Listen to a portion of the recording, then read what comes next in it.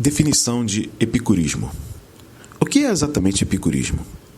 Epicuro foi um filósofo grego do terceiro século a.C. Ele se cansou do mundo obscuro da religião pagã, particularmente dos panteístas estoicos. Segundo ele, os deuses não se preocupavam com o nosso mundo, fosse para intervir nele ou para julgar seus habitantes após a morte. Na verdade, uma vez que o mundo físico continuava em sua causa própria, sem ajuda externa, a morte física significava simplesmente a dissolução completa do ser humano. É possível resumir a filosofia de Epicuro, pelo menos em seus efeitos desejados, com o slogan que Richard Dawkins e seus companheiros colocaram como anúncios em ônibus londrinos em 2008 ou 2009, entre aspas. É provável que não haja Deus algum. Pare de se preocupar e aproveite a vida. Fecha aspas. O paganismo da Grécia Antiga contava histórias nas quais os deuses ficavam zangados com o indivíduo na vida presente e ameaçavam queimá-lo vivo após a morte. Não, declarou Epicuro. O mundo natural segue seu caminho pela colisão aleatória de átomos, entre parênteses. Ele não se resumiu a átomos exatamente como fizemos agora, mas isso não é muito importante para a nossa discussão. Fecha parênteses. Assim, para Epicuro, não havia com o que se preocupar. Trace uma linha direta que vá dele a John Lennon. Imagine que não haja paraíso nem inferno. Agora siga em frente e viva o hoje. A imagem do filósofo grego como hedonista é verdadeira, mas seu hedonismo era muito refinado, uma vez que ele ensinava que os prazeres mais comuns do corpo não duravam e muitas vezes produziam efeitos colaterais não tão agradáveis. Abre parênteses.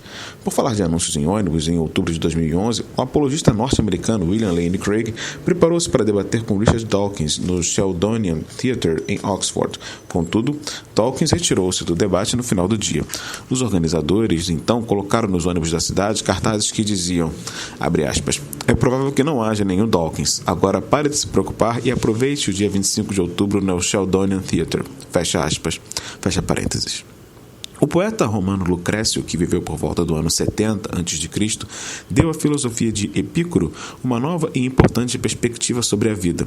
Tal como seu mestre, Lucrécio estava cansado da religião romana popular que induzia o indivíduo a ter medo dos deuses, e particularmente da morte e do que pode acontecer depois dela.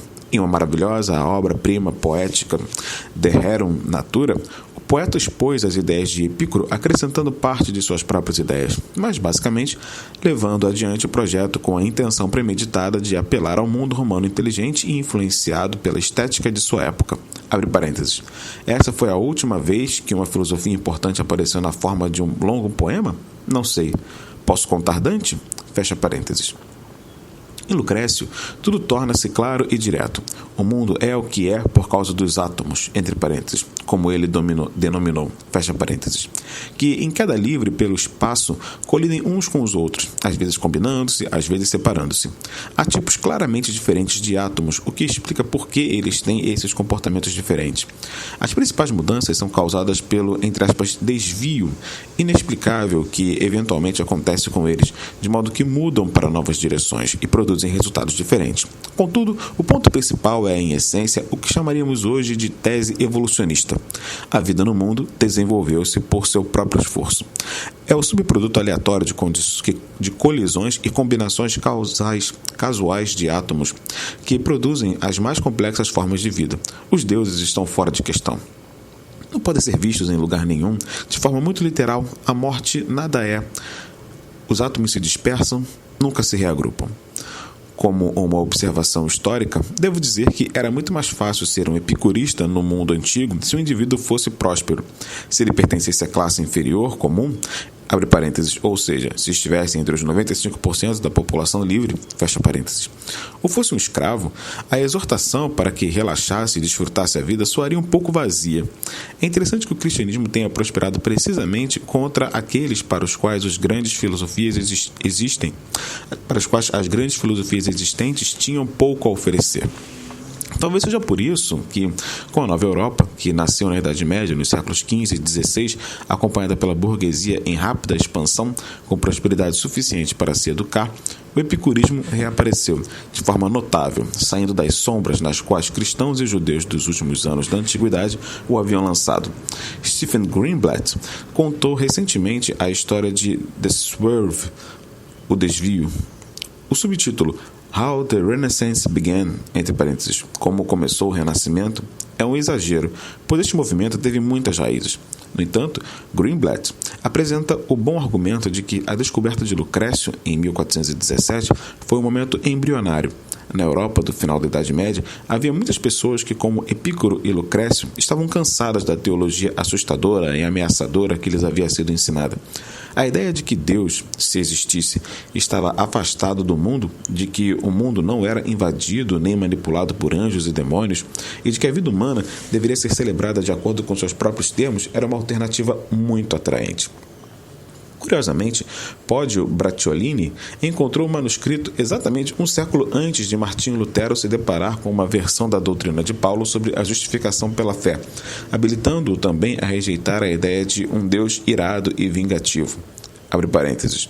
Será que Poggio rejeitou mesmo essa ideia? Fecha parênteses. Este imperativo de fugir do chefe ameaçador do céu e, consequentemente, agir de forma diferente, continuou a inspirar uma longa linhagem de pensadores epicuristas, de Maquiavel a Hobbes, aos grandes pensadores do iluminismo e, por fim, ao próprio Thomas Jefferson. Na verdade, o iluminismo foi uma longa determinação de se livrar do chefão ruim lá de cima. É por isso que um dos seus principais propulsores foi o terremoto de Lisboa de 1755. Se houvesse um Deus comandando o espetáculo, certamente não teria permitido tal catástrofe no dia de Todos os Santos, quando todos estavam dentro das igrejas que ruíram. Assim, com Voltaire e outros, a Europa pôs de lado o Deus lá de cima e muitos nos Estados Unidos fizeram o mesmo. Esta é uma história fascinante, embora seja muito mais longa e complicada do que a disponibilidade e a necessidade de contá-la aqui. Quero concentrar-me em dois argumentos. Primeiro, para Epícoro e Lucrécio, a teoria de que os átomos colidem e se separam era central, pois não deixava nenhuma lacuna quanto à criação e causa do mundo por meio da qual os seres divinos pudessem se introduzir. O mundo fez-se sem intervenção. Esse tipo de atomismo já estava se infiltrando nas veias da cultura europeia muito antes de Charles Darwin içar as velas do Beagle, e mesmo antes de seu avô Erasmus articular no final do século XVIII as primeiras versões do que se tornou a teoria da evolução, em sua casa em Lichfield, quase ao lado do decanato onde vivia por 5 anos. A teoria da evolução não foi inventada pelo próprio Darwin, tampouco seus predecessores iluministas. Ela foi inventada por Epícoro, remontando a Demócrito e outros, e popularizada por Lucrécio.